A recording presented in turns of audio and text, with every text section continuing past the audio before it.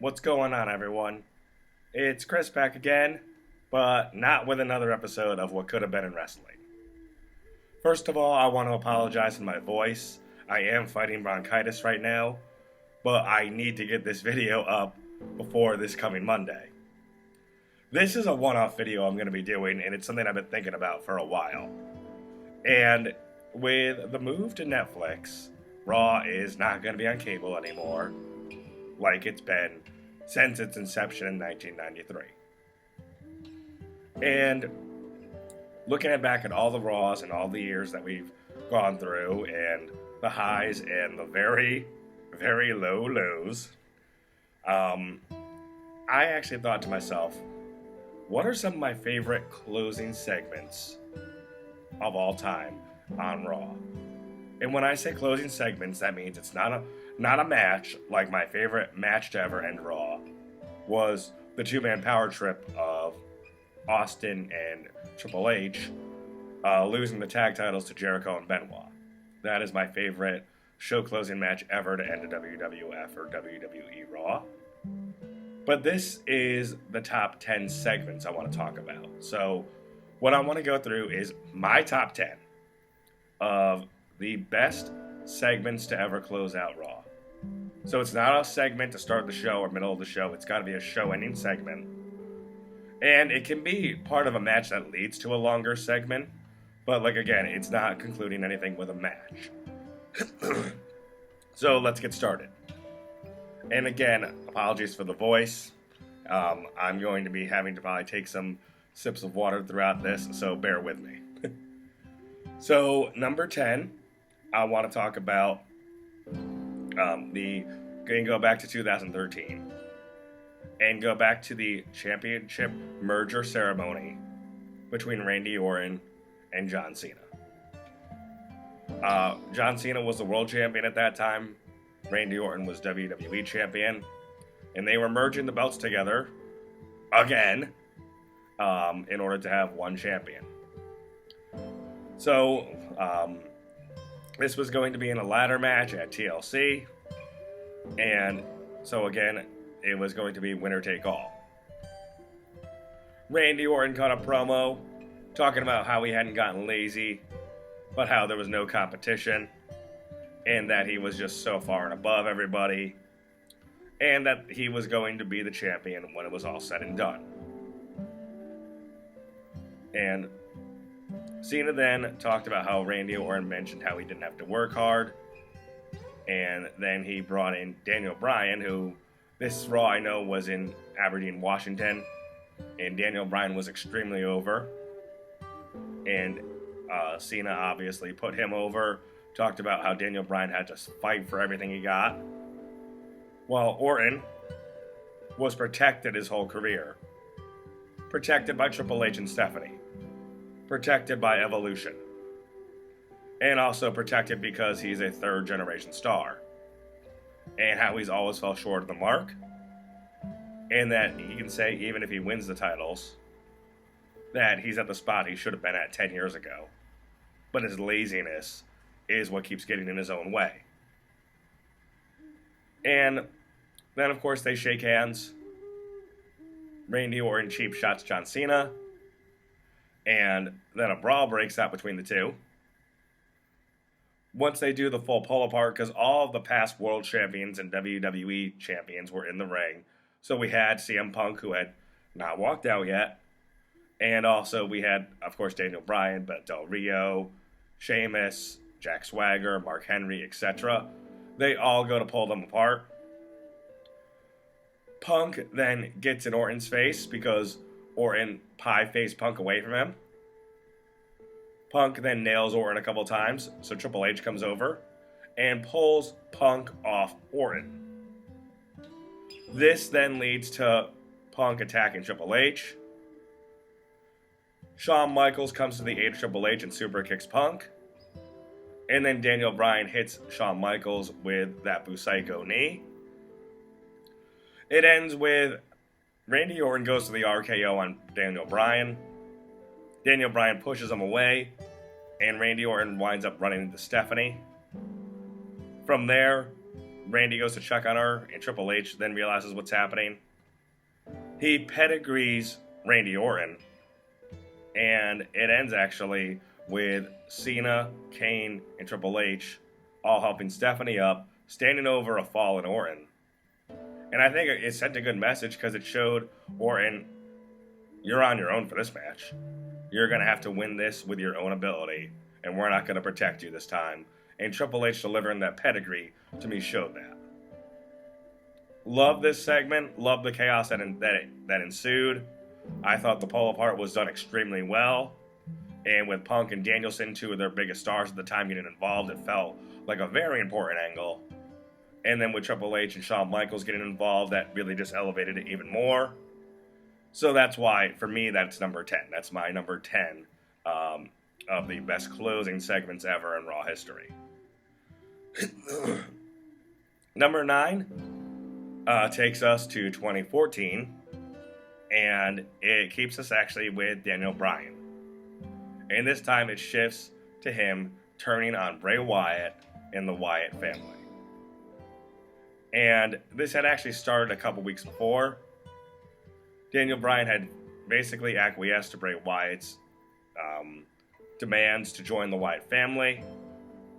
Daniel Bryan told Bray he was right. He'd been right all along. And Daniel Bryan submitted and joined the Wyatt family for a couple weeks. In a cage, it was just Wyatt and Daniel Bryan.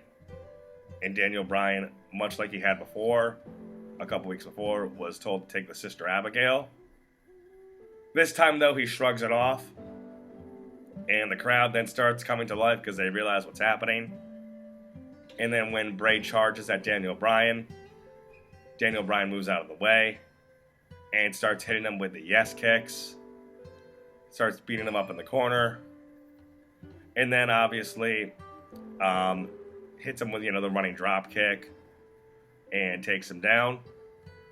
And then he sheds the Wyatt clothing to show that he has his regular wrestling attire underneath. When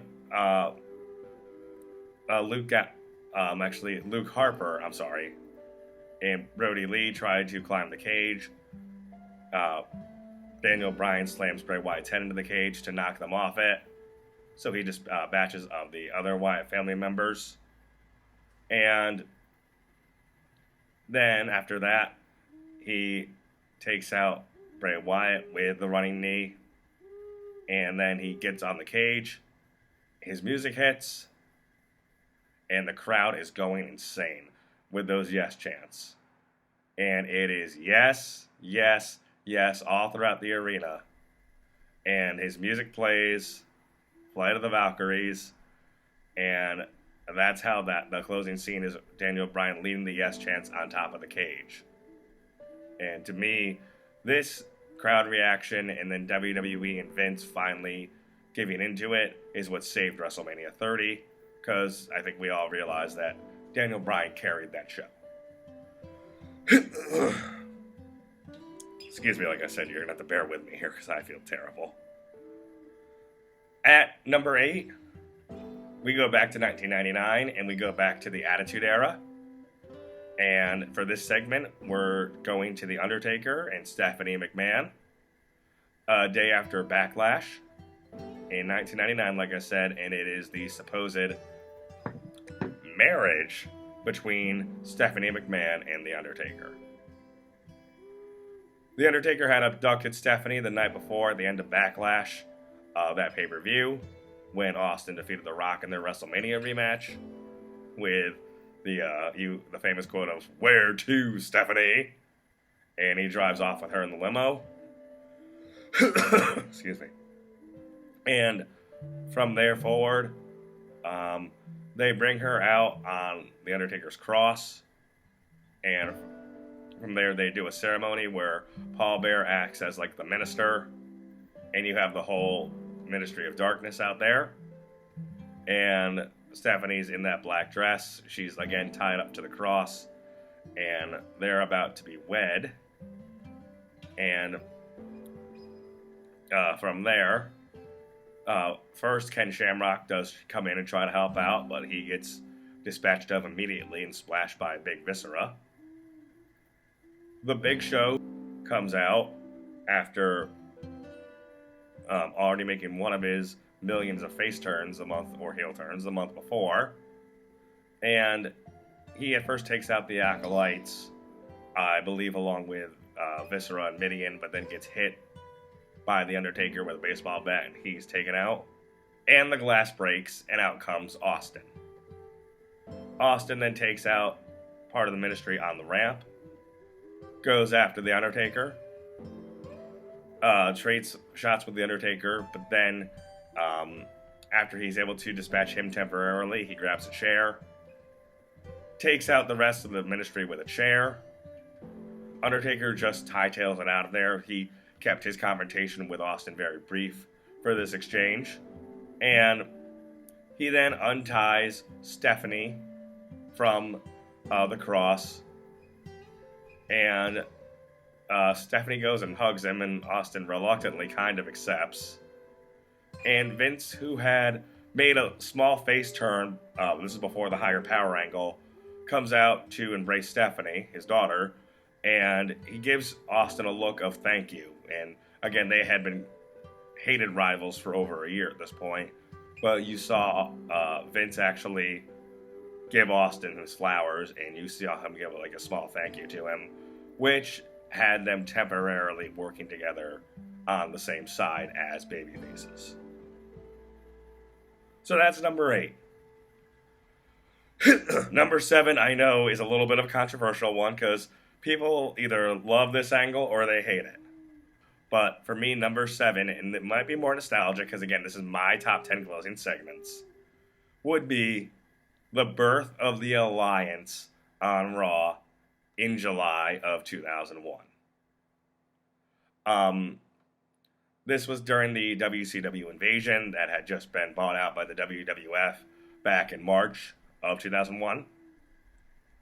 And earlier that night, ECW had reformed with Paul Heyman leading the charge. And Shane had talked to Vince about taking 5 WWF wrestlers and then 5 WCW wrestlers and having them band together for one night only to take out the ECW. And they did that reluctantly. They said they were going to work together, and Vince put Shane in charge and said, anything that goes on out there, I'm holding you responsible. So when Team WWF and WCW meet in the middle of the ring, automatically they're arguing, and Bradshaw's telling Palumbo of WCW, just stay out of the way, just do what we say and get the hell out of the way. Chuck Palumbo and Sean O'Hare, I know they initiated the fight with the Acolytes, and then all of a sudden it was the teammates going after each other. WWF takes out Team WCW, they clear the ring to a big reaction. ECW then comes through the crowd, and after they come through the crowd, it's then 10-on-5, and ECW then takes out Team WWF. They call in the Team WCW, saying, hey, take your shot. At first, they come in looking like they're going to fight, but then they start high-fiving each other. They all embrace, and then you realize that they're in cahoots together, Heyman and Shane McMahon. Jim Ross has that funny call, saying, look at Shane hugging that buffoon Heyman. Excuse me. And then they basically feed in all the WWF guys, the Acolytes or APA, they're going at this point, get taken out. Bob Holly gets taken out. Billy Gunn gets taken out, I think with basically an early version of an F5. And Vince then comes down and asks, what the hell's this? What the hell's going on? And Shane just says, well, I can't compete with your checkbook. I can't outsmart you. And I am responsible for this merger. And one last thing, Dad. I want to introduce you to the new owner of ECW. Say hello to your daughter, Stephanie McMahon Helmsley. Vince has that shocked look on his face. He really plays it up well, like he's totally stunned and can't believe what's happened. Stephanie walks by him, gets up on the apron, and the ending scene, I know I've talked about this in my episode 2 of Rebooking the Invasion. The ending scene with WCW and ECW merging together is Stephanie and Shane up on the apron high-fiving and making themselves the focus, rather than the ECW or WCW wrestlers, so I can see why people might not have liked it. Before its time, and honestly, for the impact it had in the moment, I think it's one of the best closing segments ever. Number 6 now would be Shawn Michaels in 2002, challenging Triple H at SummerSlam. And this is actually what brought Shawn Michaels back to wrestling. Having him start up this rivalry with Triple H also felt appropriate because of their association with DX, obviously. And a few weeks before this, with Triple H rejoining Raw, they had teased a DX reunion, only for Triple H to turn on him and hit him with a pedigree. And then, obviously, the week after, when Shawn Michaels is waiting for Triple H in the parking lot, Shawn gets attacked and has his head put through the window. And we don't know who did it. And Triple H is actually feigning concern that week, trying to find out who attacked Shawn. He says, hey, whoever did it is a marked man. Shawn, I'm going to find out who did this for you, and he's going to pay. They do a replay of the attack, and they zoom in on who might have done it. And, of course, surprise, surprise, it was Triple H who did it all along. And Shawn Michaels, when he realizes what's happened, calls out Triple H for it. And Triple H smiles and just says, "You're damn right it was me. I did it to show you that you're weak. You can't defend yourself, and that's why you needed me.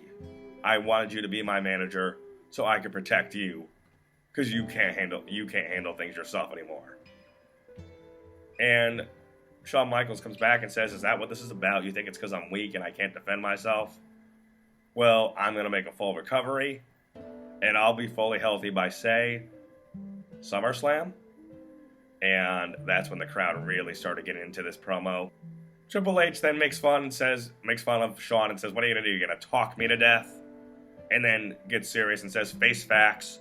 You're done. You can't wrestle anymore. It's over for you. You're not the showstopper anymore." Shawn then acknowledges and says, "I might not be who I once was, and while I'm not the showstopper," he says, "you want to talk about my family and my son." He tells Triple H, "I'm going to show my son that sometimes you have to fight to be a man." And that was it. The match was made. And that was the genesis of their feud that lasted for many years. And that match alone showed everyone that Shawn Michaels could still go. And it really obviously put Shawn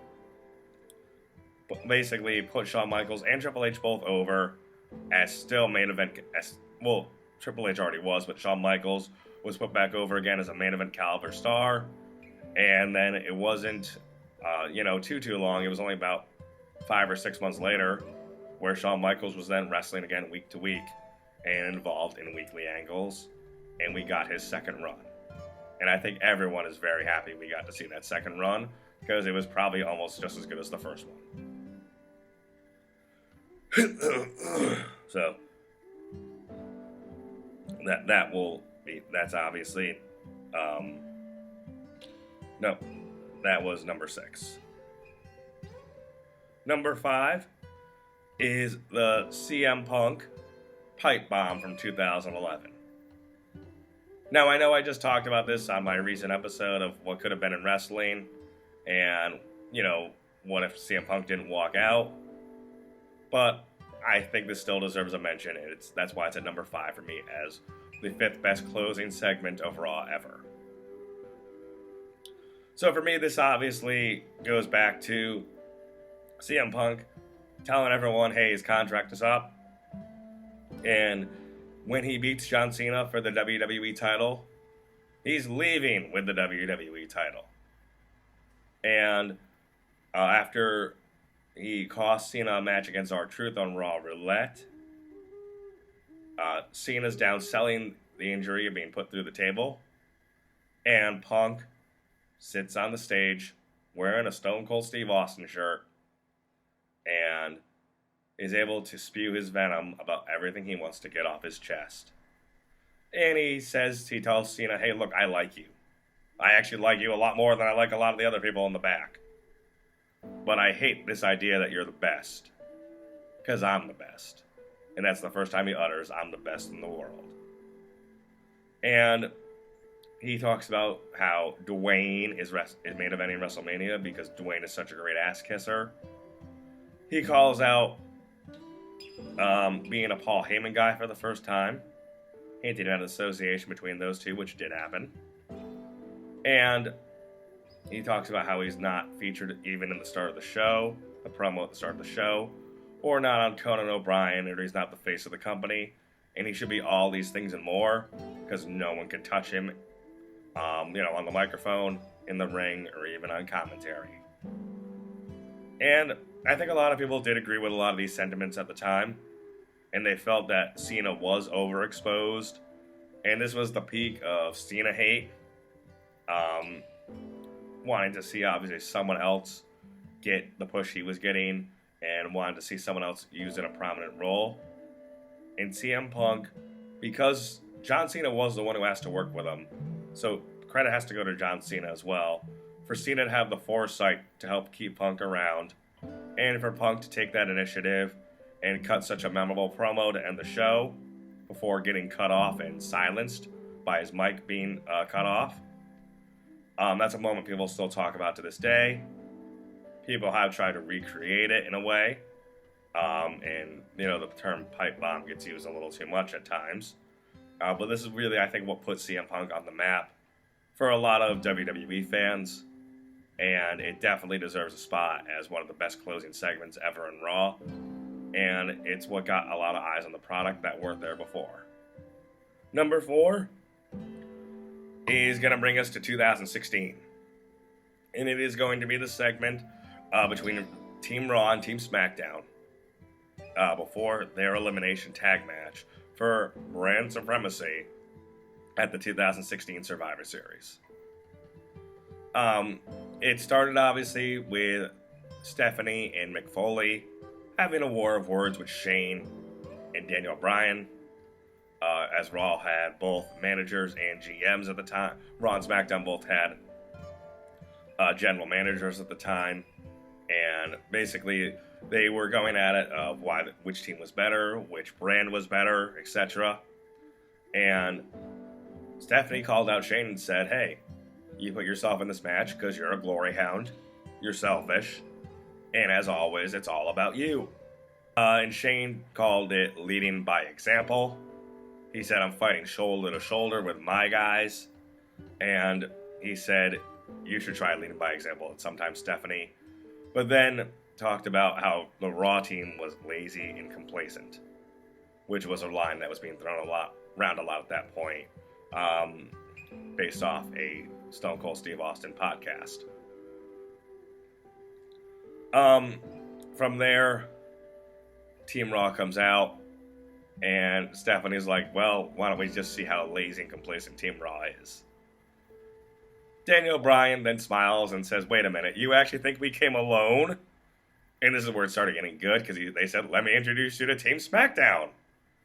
And we had Team SmackDown of AJ Styles, the champion at that time for their brand, along with Dean Ambrose, the Wyatt family of Randy Orton and Bray Wyatt.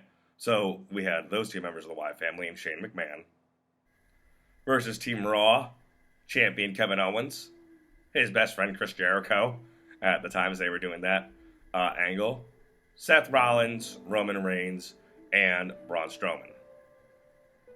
At first, Kevin Owens and AJ Styles have their face-to-face, and Kevin Owens welcomes them all to the Kevin Owens Show and tells AJ Styles, look, that title you have is a secondary title because it's on SmackDown and because I'm the one holding the Universal title. That's why it's more important. And they called SmackDown the Little Leagues, the Bush Leagues, and AJ Styles fired back, saying that Owens was stuck on Chris Jericho's jockstrap, essentially, and said that eventually Jericho's going to turn on him like he turned on AJ Styles and played up their past history. Jericho then was able to interject and talked about how him and Kevin are best friends, and he put AJ Styles on the list, which was extremely over that list, kind of like the list I'm doing here. And then he put AJ Styles' stupid haircut on the list, and he put Ellsworth on the list as well. From there, it shifted actually, where Bray Wyatt started talking and called out Braun and said, "You just turned your back on us and you're siding with Team Raw when I brought you in here and I taught you everything you know." And he said, "I gave you the keys to the kingdom." And he said, "You turned your back on your family." Totally ignoring the fact that Braun Strowman was drafted to Raw and didn't have any control over where he went, but we'll just ignore that. And then, obviously, they hinted at it where Braun Strowman stepped to Wyatt, but Randy Orton stepped in front to fight for his leader. And that actually got a pretty big reaction as well. And Shane McMahon just made a comment like, "Things are heating up here." Seth then interjected and said to Shane, "Hey, you seem like a nice guy, but you're overmatched here. You got the champion, you got the big dog, Roman at that time, who was U.S. champion," and he said, "and the man on this team." Because then Dean grabbed the microphone, started pacing up and down, and then he nailed Jericho out of nowhere with the microphone, and the brawl was on. They obviously all pair off, and they have a big brawl in the ring, but then a couple of guys spill out to the outside of the ring. Braun then cleans house on everybody, until Dean, Ambrose, and AJ band together and put their differences aside to start taking him down. Shane then launches himself at Braun Strowman and takes him out of the ring. And then obviously we have spots where guys are hitting their finishers on each other, where Jericho and AJ Styles go at it, and Jericho is able to take out AJ momentarily. Randy Orton, though, then hits his RKO, does his trademark RKO spot, I believe, on Jericho. And then finally, as the fighting continues, with obviously guys like Roman Reigns still getting involved, Kevin Owens and everyone, they finally hit AJ Styles, this being Roman and Seth, with a shield bomb out to the outside onto Team SmackDown, so all of Team SmackDown tumbles down like bowling pins as they catch AJ. And the whole thing is Team Raw is finally banding together and looking like a team. And it being an episode of Raw, of course, they stand triumphant with SmackDown on the outside. And the whole crowd was hot for this segment. And, really obviously, like I said, it being a Raw segment, Raw needed to look triumphant. But it really actually left it up in the air of who was going to win. Number 3, now we're getting into the top 3. We go back to the Attitude Era in the year 2000. And I want to talk about The Undertaker in his debut as the American Badass. The Undertaker did return from an injury in 2000. And he had dropped the whole ministry and dead man gimmick. And he came back as a biker, coming out to Kid Rock at the time. And he came out on the motorcycle, and I believe at Judgment Day in that Iron Man match, he essentially cost Rock the belt by attacking Triple H and giving him the last ride. But he established himself, because he left as a heel when he was injured and came back as a face to feud with McMahon in a heel DX. And leading up to it, in this segment, The Rock, who had now lost his WWF title to Triple H, called him out, and Triple H went through his regular catchphrases on the ramp, saying, "I am that damn good. I'm the champion, you're not." And The Rock cut him off and said, "Just bring it." And The Rock then started going to war with Triple H. They exchanged punches. The Rock gets the better of it. DX interferes, and The Rock starts taking out all of DX, and he's fighting off all of them, X-Pac, Road Dogg, and also the Stooges by himself. until Vince, who had been attacked earlier by The Rock, comes down with the help of Briscoe. Vince, in a humorous moment, he mistimes the jump for the rock bottom, so everyone had to stay down until Vince was then able to take a rock bottom correctly. But after that, then the corporate DX overwhelms The Rock. They start beating him down, only to be saved by, for the first time on Raw, we see The Undertaker make his American Badass entrance, come down the motorcycle, and then take out all of the DX squad besides Triple H, and try to run over Vince McMahon. This was a big shift in The Undertaker because he had always been the dead man to this point. And while a lot of people aren't a fan of this version of The Undertaker, I actually really liked it, and I know over the years some people have kind of turned a corner on it. The crowd goes insane when he almost runs over Vince with the motorcycle. He chases away all of DX. And the brawl between Triple H and The Rock continues. And Triple H is going to pedigree The Rock on the steps, but The Rock fires back and back body drops him off the steps. They go to the outside, where Triple H then hits The Rock with the bell. They get on an announce table. Triple H goes for a pedigree again, but The Rock low blows Triple H, and then hits him with a rock bottom through a table. And the crowd again loses their mind. The funniest part of this segment is then The Rock then tries to take off his fancy dress shirt, but his arms are too big for the sleeves and he can't get the shirt off, so they have to go back and pan to a shot of Triple H selling the rock bottom still through the table, acting like he's out cold. The Rock is finally able to get the shirt off, and then it ends with The Rock celebrating, doing his trademark pose to close out the show. So now we are in the top two. For me, number 2 is taking us to 2005. And it's the face turn that everyone had looked for and wanted for so long now, with Batista turning on Evolution and Triple H and challenging him for the world title at WrestleMania 21. Leading up to this, obviously, Triple H had been trying, after Batista, had won the Royal Rumble that year. Triple H had been trying to goad Batista into challenging JBL on SmackDown for the world title instead of for the WWE title instead of facing Triple H for the world title. During this segment, we had both Raw and SmackDown's GMs, Eric Bischoff and Teddy Long, out there making their pitch to Batista as he came out with Ric Flair and Triple H. Leading up to this segment, however, we found out backstage that Triple H had been the mastermind trying to pull the strings of making it sound like Batista was being undermined by JBL. So, when they're in the ring, both GMs make their pitch. Eric Bischoff talks about how this match could be a history-making match, and how how Eric is the better GM, and also how Raw provides better competition.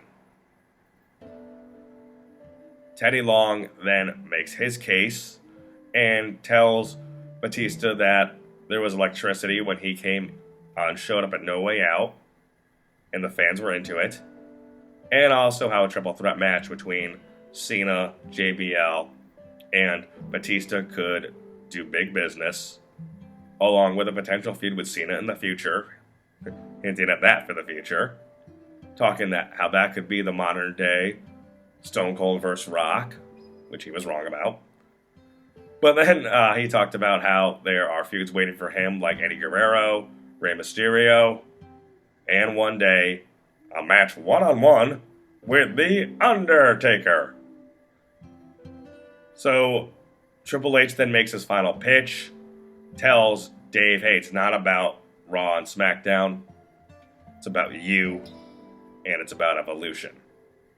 And this could be history-making, because I could be the top champion on Raw, you could be the top champion on SmackDown, and it would be like if me and Shawn Michaels, while in DX, one of us was WWF champion, while the other one went to WCW to become the WCW World Champion. So from there, Batista tells Triple H He's always known what he was going to do, and he knows what decision to make. He throws down the Raw contract, acting like he's about to sign the SmackDown one. Ric Flair and Triple H give Batista the thumbs up and a big smile. Batista turns his thumbs up to a thumbs down, calling back how they kicked out Randy Orton of Evolution in August of 2004. Ric Flair's face when he sees the thumbs down of shock is amazing. He takes out Triple H quickly with a clothesline. Then he takes Flair and tosses him to the outside. So now it's just Triple H and Batista in the ring. Batista then sets up Triple H for a Batista bomb.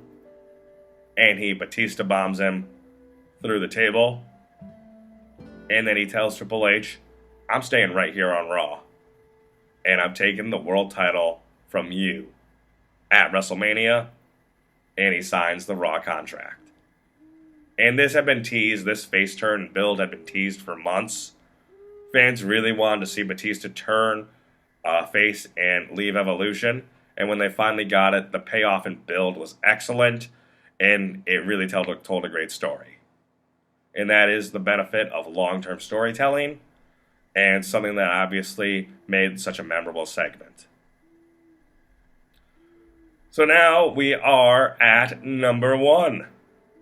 So I feel like we need a drum roll for this, but I'm too sick to do it. So we're just going to talk about the number 1. And to me, the number 1 closing segment in Raw history. And that to me brings us to 2010. And the debut of Nexus. So going into this, Wade Barrett had just won season 1 of NXT back when it was like a game show. And he came out during the Raw main event between CM Punk and John Cena. And after he comes out on the ramp, you see Michael Tarver and others on the audience. And you realize that all of the rookies in the first season of NXT are out there sporting that Nexus armband. And immediately, they take out Luke Gallows and Punk, who had been tossed to the outside by Cena. And the match is called off. But now all 8 guys surround the ring. And they jump up on the apron. And, you don't know what it's going to happen. You have an idea, but it's odd because they just took out the heels of the match, Punk and Gallows. And the babyface, John Cena, is in the middle of the ring. And they all come into the ring, surround Cena in the ring now. So they went from the apron to the ring, I should say. And Cena then, it dawns on him what's happening. Has that look of, well, I'm fucked. And then immediately just goes after Barrett. And then all 8 guys attack Cena in really what looked like a mugging. And they're trying to put this over. They're saying it's a serious situation. John Cena is totally outnumbered. He basically reaches out in the middle of the ring, reaches his hand out like he's reaching for help, but no one's there to help him. They beat him down for a long time, and they just, basically punch him, kick him, and stomp him, where they take all the fight out of him and drain him of all energy.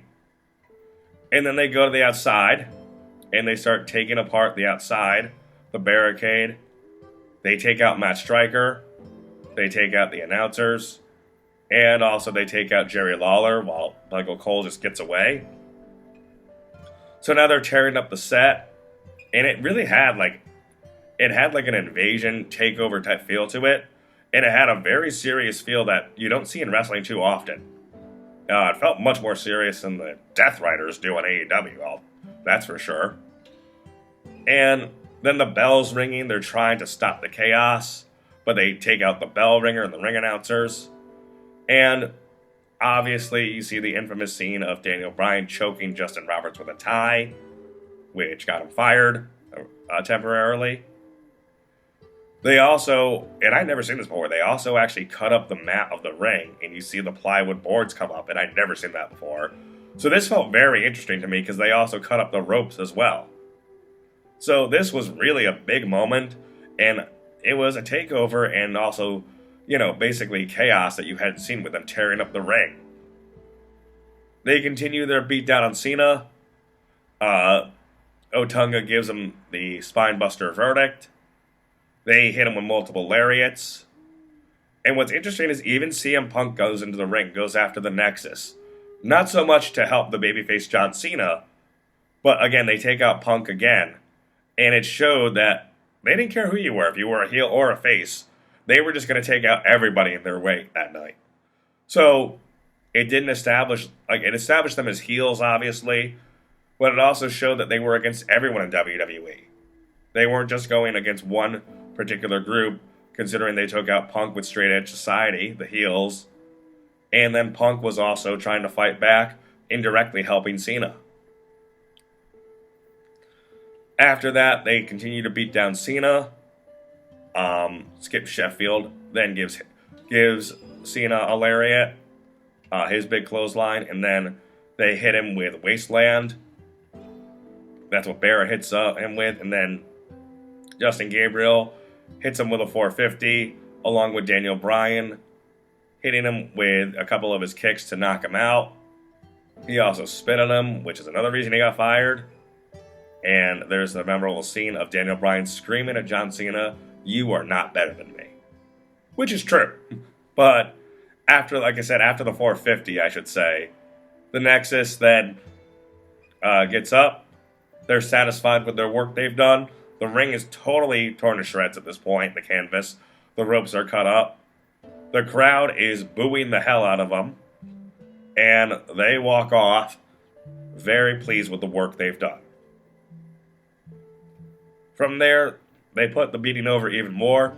Because, again, taking out the announcers, this beating happened in silence, which was even better. You didn't have, commentary trying to over-accentuate things. It felt more serious because it was done in silence with no commentary, in this case. And then they did the stretcher job for John Cena, bringing out the stretcher and wheeling him off because he had been severely beaten. I loved the end of this Raw. This was a 3-hour Raw, one of the first 3-hour Raws they'd done, because Raw back then in 2010 was 2 hours. It had been an awful and boring show, but this whole angle saved the show. And it got people talking, and it got people interested in the product again, because an angle like this hadn't been done before, and it definitely felt very different. And that's what stood out, because again, it felt so different. On that night, they had created a new stable, and created a new star in Barrett very quickly. Obviously, they ruined that at SummerSlam, but that's besides the point. But for that one segment, to me, that is the best closing segment in Raw history. So that there's my top 10. Let me know what you guys think below. Let me know in your comments if you think that there were some segments, closing segments, again, not matches, and not segments to start or in the middle of the show, but closing segments that were better. Let me know what some of your favorites were. Let me know if any of the on my list make your list. And once I'm done fighting this bronchitis infection and this virus, I will be back with another episode of What Could Have Been in Wrestling. And apologies for the delay on that. I just can't stop getting sick, apparently. So please, like I said, leave your comments below on what you think and what are your favorite Raw memories as we prepare the move to Netflix this Monday, January 6th, and a new era, as they say, starts. And also, let me know below what topics you'd like me to talk about in the future for What Could Have Been in Wrestling.